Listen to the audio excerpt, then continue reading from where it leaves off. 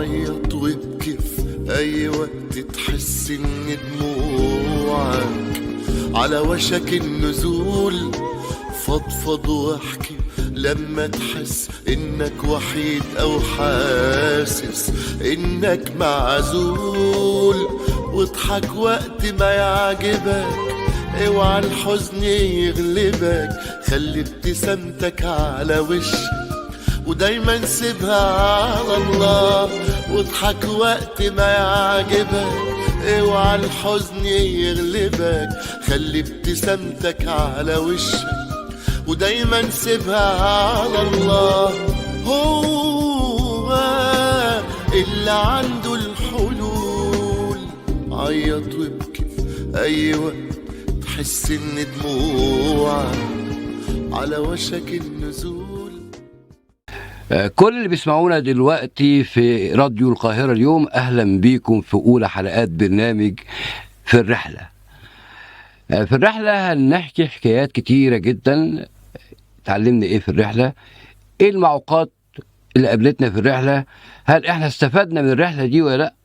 ده اللي هنعرفه مع بعض في كل حلقة من حلقات برنامج في الرحلة. برنامج في الرحلة أنا طبعا يشرفني أن أكون معاكم ويسعدني أكتر أن هيشاركني في هذه الحلقات على مدار الموسم كاملا الشاعرة الغنائية والفنانة زيزي رمسيس. وهي طبعا مش أول حاجة نعملها مع بعض أقول شغل نشتغله، إحنا بنشتغل شغل اللي بتنتجه مدرسة الحب والسلام. مدرسة الحب والسلام زي ما احنا عارفين هي الكيان الفني اللي واخد على عاتقه انه يقدم القيم والاخلاق في شكل فن او في شكل اغنيه او في شكل اعلام. برنامج في الرحله.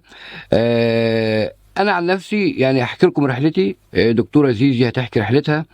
احنا هنقعد مع بعض دلوقتي رغم ان احنا هنكون مقدمين البرنامج، بس احنا هتستضيفني هي تسألني عن الرحلة وأنا هسألها عن الرحلة سريعا عشان كل ضيوفنا وكل حبايبنا اللي هيبقوا معانا في البرنامج يبقوا فاهمين يعني إيه برنامج الرحلة. هنطلع فاصل وهنرجع هنبقى مع دكتورة زيزي رمسيس نفهم مضمون الرحلة.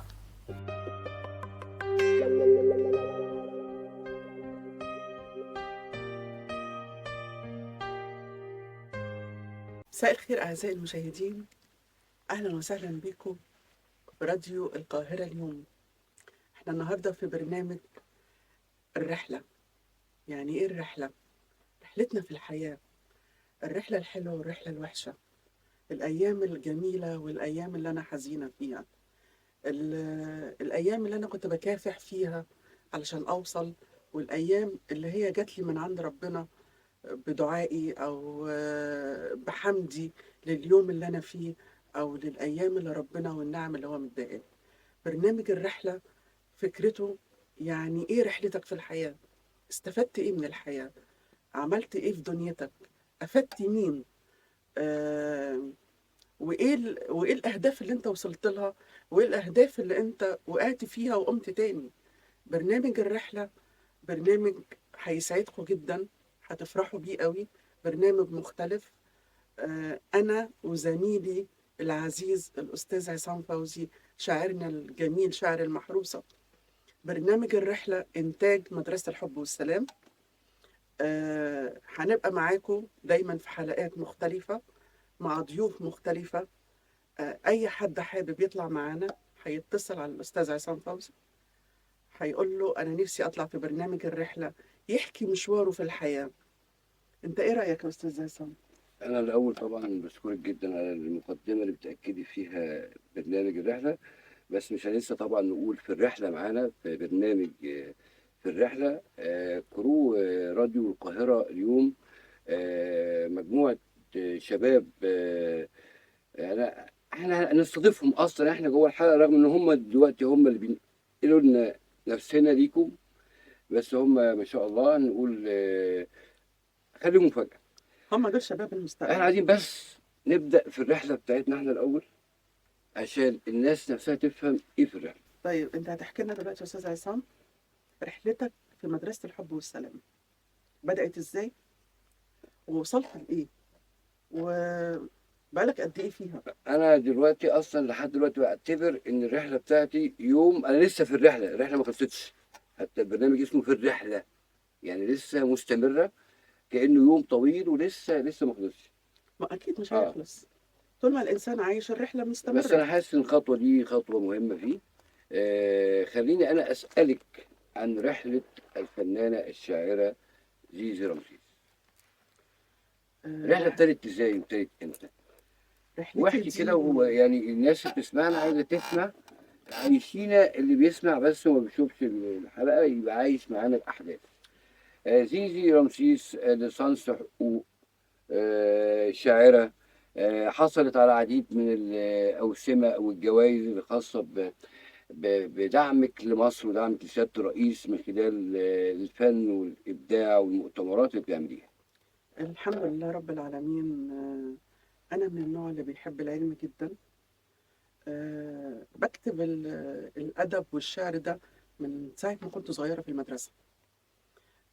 فاكرة أول حاجة كتبتيها مثلا أو كانت تحمل اسم إيه مثلا؟ كانت رسائل امي بعد ما توفت. ربنا يرحمها ومع الأبرار الصالحين. ودي كنت لسه صغيره، كنت في اعدادي. أنت فاكراها؟ فاكرة حاجة منها؟ يعني مش عايزه ازعل بقى المشاهدين، خلينا لا في لا، الاقرا. إحنا فهكتفي بس ان انا قلت رسائل امي ساعتها. وبعديها بقى بدات مشواري الفني، ان انا اكتب شعر. لقيت هو ربنا مديني موهبه كتابه الشعر. استمريت بقى ان انا بكتب الكلام ده، وبكتب الادب كمان، بكتب قصص. وبعدين لحد بقى ما انضميت لمدرسه الحب والسلام. ده من حسن حظنا والله.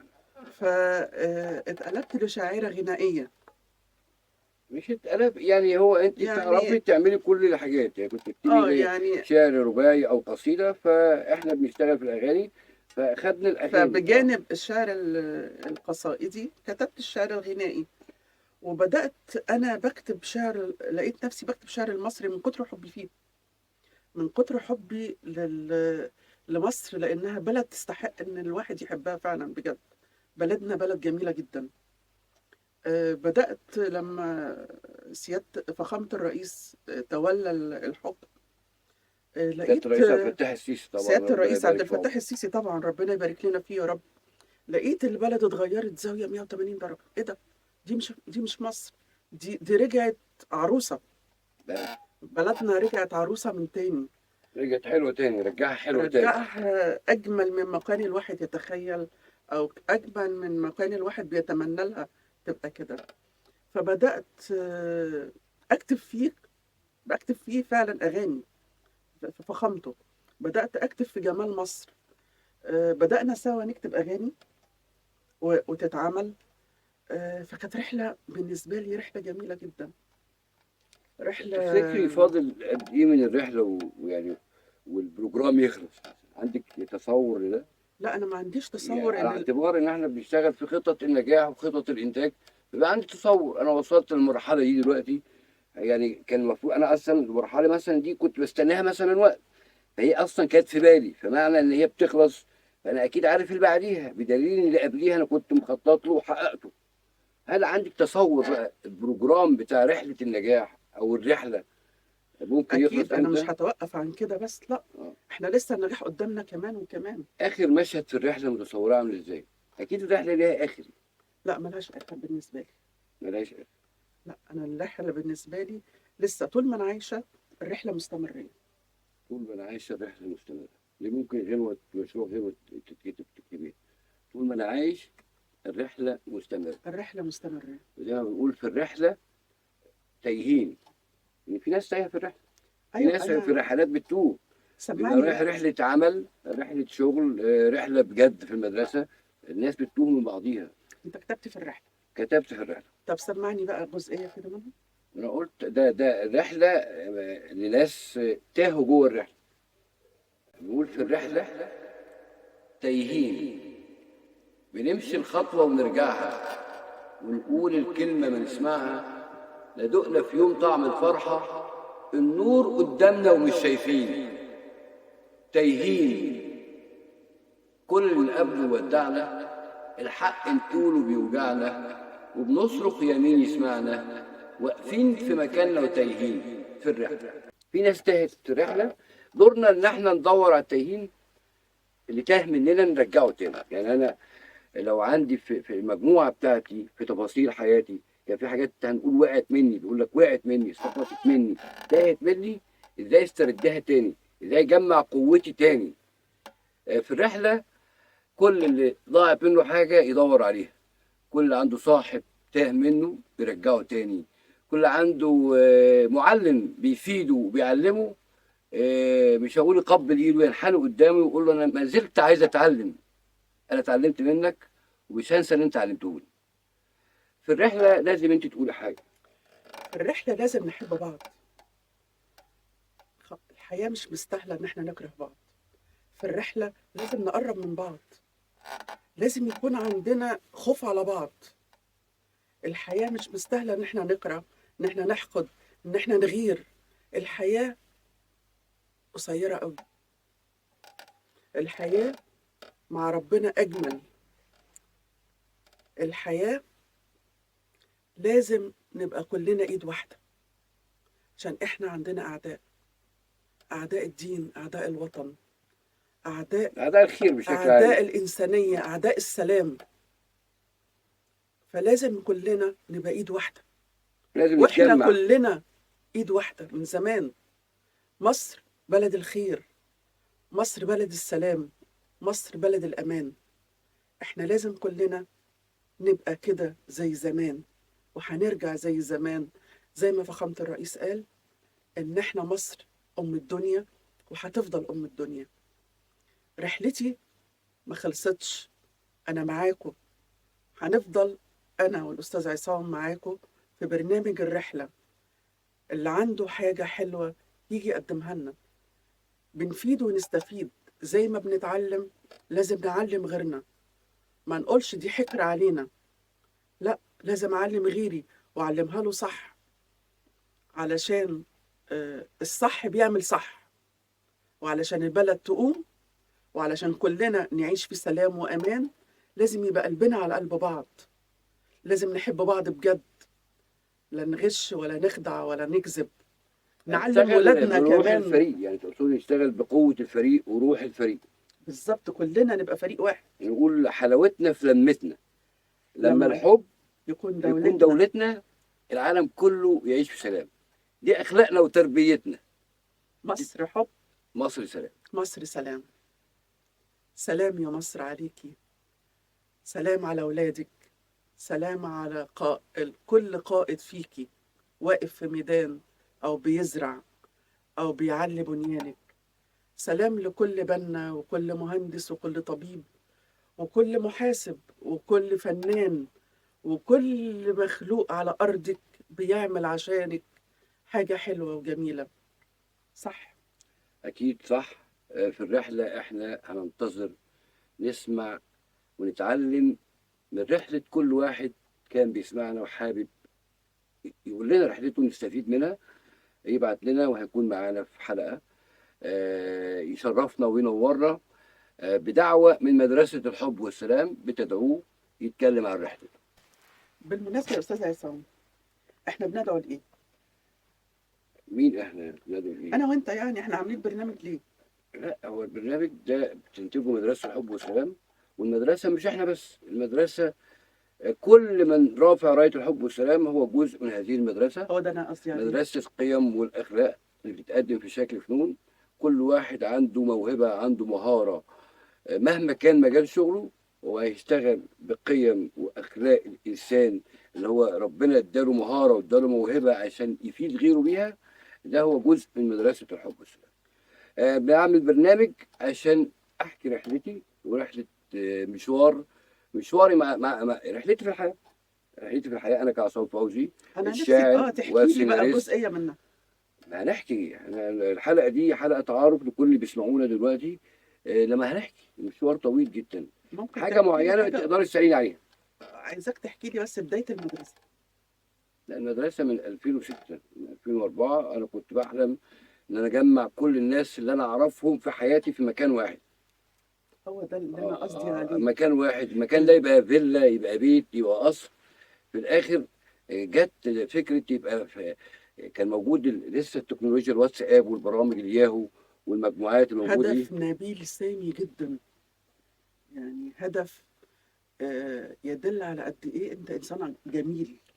أنا المدرسة عشنا فيها مواسم مختلفة وأجيال مختلفة. يمكن الجيل الأخير هو يمكن مسك الختام، هو عشان كده كنت بسأل عن متخيل المشهد الأخير إزاي. أنا متمسك متمسك يمكن بالشاعرة والفنانة والأخت زيزو رمسيس، إن هي أكتر إنسانة آه، أنا شفت عندها حماس. أنا كنت بحلم وبتمنى ألاقي حاجة زي ده، بالظبط. لما تواجدت فيها قدمت وما زالت ما زال عطاء مستمر. عشان كده بقول الرحلة ما خلصتش، الرحلة لسه هتبدأ كمان وكمان وكمان. مفيش حاجة اسمها طول ما الإنسان عايش بيبدأ. يعمل ابديت يعني نفسه، بالظبط كده، بيطور من نفسه. لو كأنه احنا بيعمل ستوب وبيكمل بقية التصوير، زي بالظبط. الناس اللي بتصور فيديو كده، بيعمل ستوب وبعد كده يكمل لحد ما هو وقف. لو هنا أخطأ في حاجة بيقول أنا أخطأت، يشيلها ويبدأ من جديد يكمل، عشان كله يبقى سيشن واحد أو يبقى كل الألبوم متصور فيه إضاءة جميلة حلوة. بالظبط، هو ده اللي أنا بهدف ليه. أنت أفكارك يعني كانت مع أفكاري زي بعض بالظبط. فالرحلة عمرها ما هتتوقف غير بتوقف الأنفس. الرحلة بتبدأ بجيل عنده طموح، جيل موجود زي ما احنا قدمنا أغاني في سنين فاتت. في جيل موجود عنده طموح في إعلام وعنده طموح في أغاني وعنده طموح في إخراج. أنا مبسوط إن هو اللي بيقدمنا. ودي من الجمال إن احنا نبدأ بالأجيال اللي طالعة، إن احنا نعلمها العلم اللي عندنا. هو عنده طاقة وشافك صح فهمك، يبقى هو قدك حتى لو هو صغير أو لسه بالظبط. بادئ. لا لا لا، طالما قدر بالعكس. عرف الإنسان يقدر الحاجة دي، يبقى هو مسؤول عنها. على فكرة الشباب الجديد اللي طالع شباب مثقف وشباب متعلم وشباب عنده فكر واعي. ليه؟ لأن هو طلع على حاجات حديثة. مواكب الأحداث ومواكب فمواكب الدنيا. الأحداث، مواكب كل حاجة، وبقى عنده تكنولوجيا عالية جدا. يمكن احنا عندنا التكنولوجيا بتاعتنا صغيرة، بس احنا طورناها معاهم. هم علمونا واحنا زي ما احنا بنديهم علم هم بيدونا علم. تبادل الخبرات بالظبط. وإننا نكمل بعض. يعني لو مجموعة أصحاب، مجموعة أصدقاء، كل واحد عنده مهارة وعنده طاقة، يشتغلوا على المعطيات دي، يستخدموا المعطيات دي في فكرة. أنا صاحبي ده مخرج، وصاحبتي دي مهندسة ديكور، يبقى وصاحبتي في تجمع التانية للأفكار. بتكتب أفكار. طب إيه يا جماعة؟ إيه المطلوب يعني؟ دول يطلعوا إيه في الآخر؟ دول ممكن يطلعوا برنامج، يطلعوا فيلم، يطلعوا مسلسل. إيه اللي ناقص في ده؟ يشوفوا إيه اللي فاضل ويدوروا عليه ويسألوا عليه. وأي حد محتاج يعرف ايه اللي فاضل له في التفصيله الخاصه بالانتاج، انا بحكم خبرتي في اداره الانتاج اقدر اقول له تعمل كذا كذا. دي حاجة كويسة جدا على فكرة، ان احنا يبقى في التقاء للأفكار والتقاء للثقافات وتبادل العلم وتبادل الثقافات وتبادل العلم الحديث اللي في التكنولوجيا والحاجات الجديدة. فدي حاجة، هو ده اللي احنا بندعو ليه في برنامج الحوار يا جماعة. ده حوار بدون إعدادات، حوار انت بتطلع اللي في قلبك، بتطلع مشوارك في الرحله في الرحلة، رحلتك من غير تحفظ، من غير أي حاجة. احنا عايزين البني آدمين يبقوا على حريتهم، يقولوا اللي عندهم، بحيث ان احنا كلنا نبقى مجتمع يشمله السلام والأمان والحب ما بيننا. بدعو كل المشاهدين الأعزاء اللي حابب يطلع معانا هنرحب بيه جدا في البرنامج. اللي حابب يحكي لنا عن رحلته، اللي هو حابب رحلته توصل، اهلا وسهلا بيه. أهلا وسهلا بأي ضيف إن شاء انا الله. بنستخدم مصطلحات يطلع معانا ويبقى موجود معانا، بس احنا اللي بيطلع معانا احنا بندعوه كمدرسه الحب والسلام، ونقدره كضيف. دعوه. مش عايز استخدم مصطلح هقول دعوه مجانيه ودعوه ده، لا، انا بدعوه فعلا يبقى معايا في كل الاماكن اللي احنا موجودين فيه. إن شاء موجودين الله. في برنامج في ده الرحله، كان موجودين هنا، موجودين في المدرسه. احنا بنجمع كل اللي زينا واللي يشبهنا وعنده مهاره وعنده موهبه، لان انا مؤمن ان الله اللي اعطانا جميعا هذه المواهب، احنا كلنا زي بعض. انا اقدس الموهبه، واقدس صاحب الموهبه، واقدس العاطي اللي ادانا الموهبه. فاحنا كلنا قوه واحده وكلنا واحد، كل واحد ليه دوره، كل واحد ليه موضوع يقدر يعمله. اسيبك دكتوره دي تختمي الحلقه بالشكل اللي تحبها. بحب أحيي كل اللي بيشاهدونا الآن. بحب أقول لهم أنا سعيدة بوجودي على الشاشة معاكم. بحب أدعوكم مرة تانية وأقول لكم أهلا وسهلا بيكم في برنامج الرحلة. راديو القاهرة اليوم، في برنامج الرحلة. سعيدة بيكم، وإن شاء الله نتقابل في الحلقات القادمة على خير مع ضيف جديد يسعدكم تقدروا تستفيدوا منه. شكرا لكم. وشكرا ليكم، شكرا لكل الجست اللي قدامي من الشباب. عيط وابكي في أي وقت تحس إن دموعك على وشك النزول. فضفض واحكي لو حسيت إنك وحيد أو حاسس إنك معزول. اضحك وقت ما يعجبك، اوعى الحزن يغلبك، ودايما سيبها على الله. الله عنده الحلول.